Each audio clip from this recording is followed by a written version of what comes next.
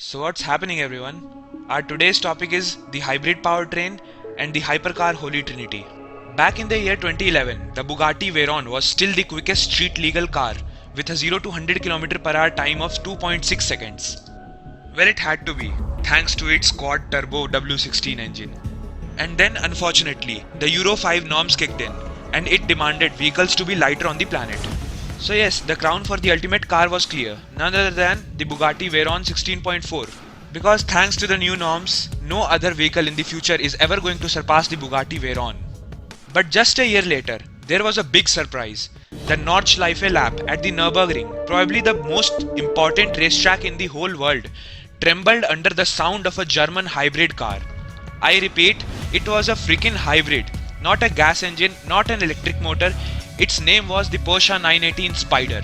It was already hard to grasp the fact that a German hybrid has brutally crushed the fastest car of that time. But then there were two more hybrid supercars in the market, the Ferrari LaFerrari and the McLaren P1. These three legends destroyed each and every supercar ever built before. They deserved a more superior tag than being just supercars. Thus a new word was added to the dictionaries, the hypercar. And this trio was now called the hypercar Holy Trinity. And what was even more surprising is the fact that these three had a better fuel economy than most grocery getter vehicles we use in our day-to-day lives, and yet they were the fastest things on four wheels. Now the main question, how these gas electric hybrids are so fast? So to answer this question, let's go inside the working of the 918 Spider, which is without a doubt the most superior of the Holy Trinity. Why? The Nürburgring Nordschleife lap time says it all. It was the first car to complete the lap under 7 minutes, having a lap time of 6 minutes and 57 seconds. It was faster than the Dodge Viper ACR by 15 seconds, which was the previous lap record holder at 7:12. Yes, faster by 15 seconds in a single lap. So this pretty much shows how menacing the 918 Spider is. So I'll be explaining the hybrid powertrain to you guys using the Porsche 918. So let's get to it.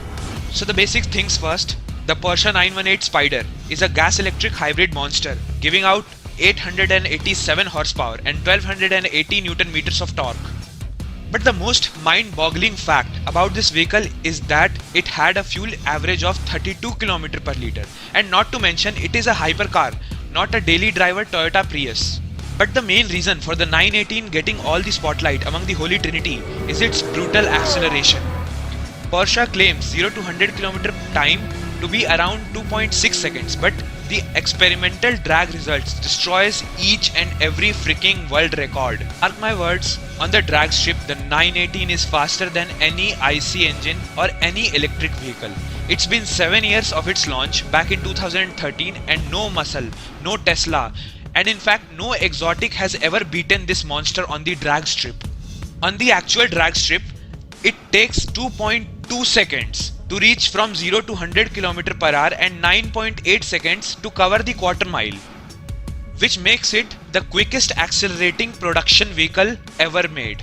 Absolutely insane, right? Now let's talk about the engine, shall we?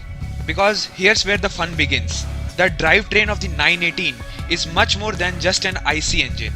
It is a joint strike force of the petrol engine and the electric motors working together.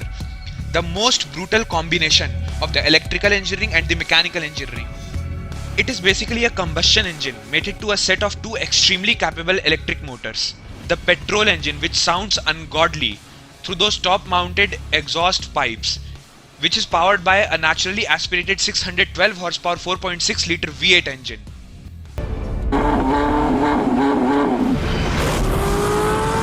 And as it was inspired by the motorsport, it was the lightest V8 at the time it was launched. Speaking of the electric motors, one of them is in the back with the engine compartment, as it is a rear mid-engine car, and the other motor is in the front hood.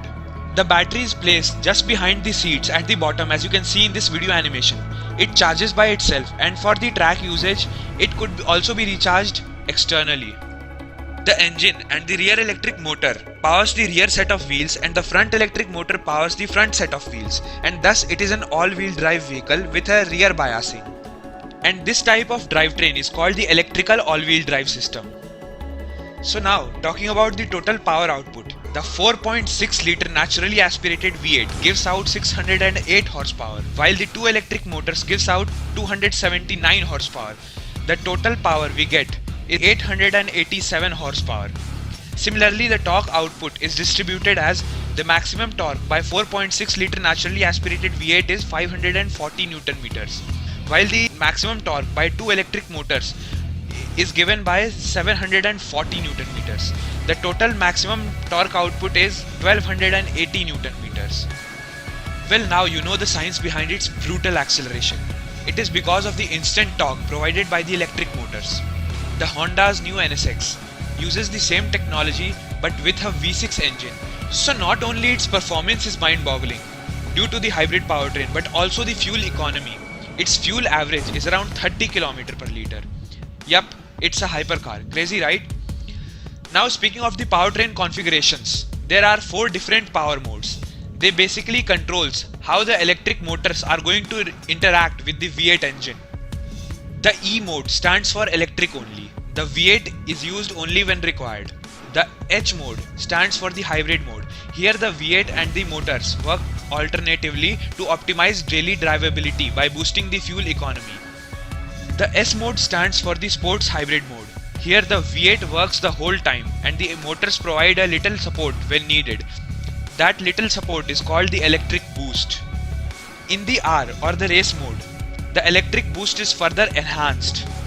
Then comes the red mode or the hot lap mode. The V8 as well as the electric motor set both work to their full potential and it unleashes the maximum performance.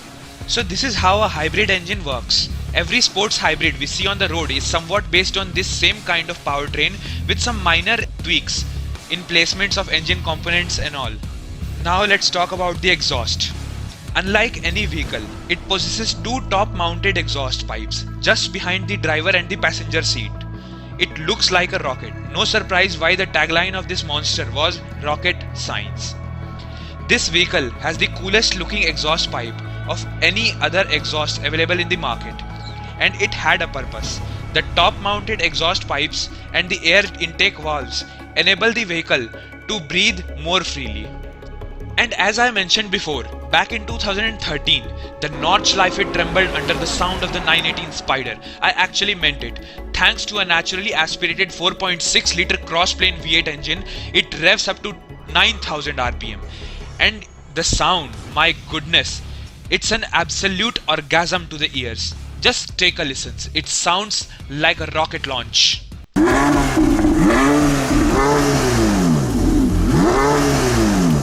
So yes, the birth of the Holy Trinity is an important event in the world of mechanical engineering.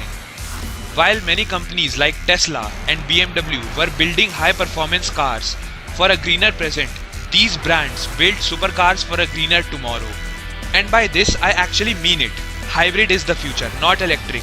And the Holy Trinity proved this statement for once and for all. So yes, it's time to wind up this topic. If you liked this video, hit the like button and subscribe to my channel. Also share this video as much as possible. Thank you guys and bye bye.